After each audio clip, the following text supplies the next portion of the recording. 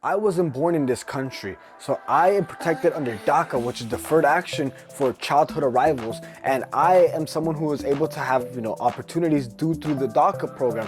However, there's a lot of people that weren't able to get it, and they ask me all the time, what can I do as a student to get into something to give me a brighter future? And something that I've been looking into a lot is into tech. I was recently coming up against this article that was talking about how tech is something that all undocumented students and all undocumented teenagers, they should be considering. So the thing is, this is an interesting article and I thought to share with you. The article was titled 5 Reasons Undocumented Immigrants Should Go Into Tech. And before we get started, my name is Carlos. Welcome back to the channel. If you're watching back, if you're already subscribed, if you're not subscribed, if you haven't already, and give it a like to this video from the beginning. But while I was reading this article, they did point out 5 reasons why it would be good for undocumented people to enter. Reason number 1 was working in the tech sector is open to everyone regardless of immigration status.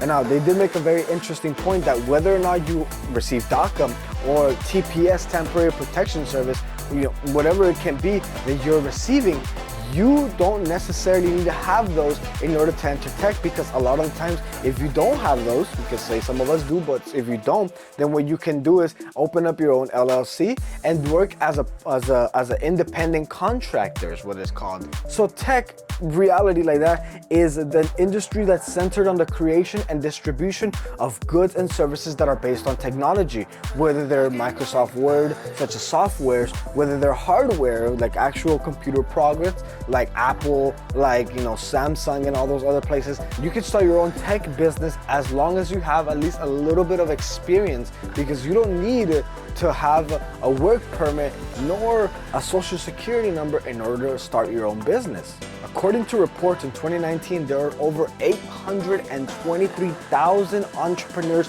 that are undocumented. Obviously, I'm not an attorney, but I do suggest that you seek out an attorney and seek out someone to help you open up your own LLC so that you can do everything correctly. The second reason is that the proximity to tech is the proximity to possibilities. Maybe you're asking, what does that mean? The truth is that entering to tech is something that is insane. There are many other types of jobs. Let me list you off a couple that I know.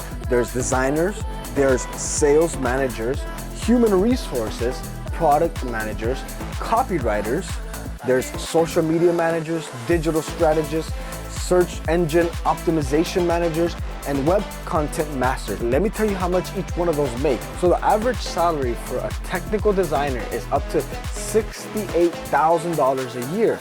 The average salary for a technical sales manager is $81,000 a year. A social media manager starts at $63,000. Listen to that, that's a lot.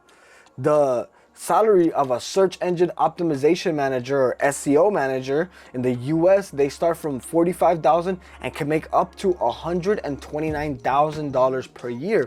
And a web content manager in the US ranges from $37,000 to start and can make up to $131,000 depending on the salaries and the companies that they give.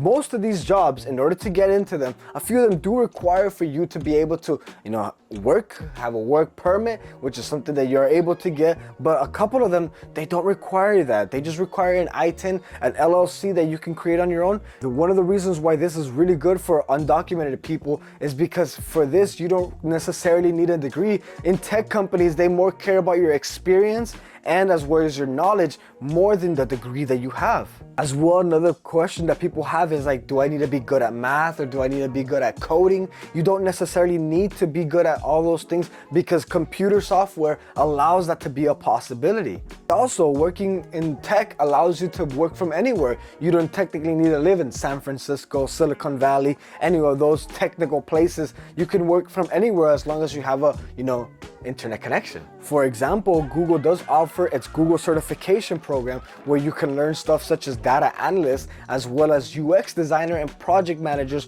to name a few. The great thing is that knowing how to use your computer and knowing how to use your phone as well are possibilities to help you break into tech, and it's something very easy to do. But now the big question is number 3, what are the tech perks? that you get. If you've ever seen a TikTok video of someone talking about their life in the day working in tech, you can see that they have high compensation, and those look very appealing. They offer generous compensation packages as well as employees and offices perks. And as well, ever since the pandemic, now you're able to work from anywhere remotely, because that's what most tech companies are starting to switch over. Mark Zuckerberg said that in the next 10 years, he hopes that everyone at Meta or Facebook works from home, and that's over 60,000 people. So not only do you get a lot of money, but a lot of days off, a lot of family days, and some companies only work 4-day work weeks. You can work from anywhere, and like I mentioned before, they're very well compensated. The fourth reason why it's good for undocumented people to enter into tech is because they really have a significant voice. The tech companies have been trying to diversify, and they feel like they really need us. So that's why a lot of companies, Apple, Microsoft, all these Spotify, they're advocating for DACA to become not just a temporary service for protection, but rather a permanent thing, so that we can all be able to have more firm employees. Especially now how tech is in every range that we work in, that we live in. Everywhere you go, they're trying to get all the information. So the voice of the immigrant is something that they very much value. And number 5, working in tech allows you to give back to your community using technology and social media for good. Many people use social media to use propaganda, to get an end goal, to just say things just to say stuff. But rather, when you enter it, you could use it for a bright of hope. You bring clarity in an area that was very much a gray spot. When I was growing up and I wanted to know what I can do without having any papers, my options were very limited. I get tons of comments asking me, how do I do this? How do you do that? I see how you did it. How can I do it too? And I feel good about that. The thing is that you're able to do that as well, especially working in tech, being able to get successful, get ahead. It's a lot of great help.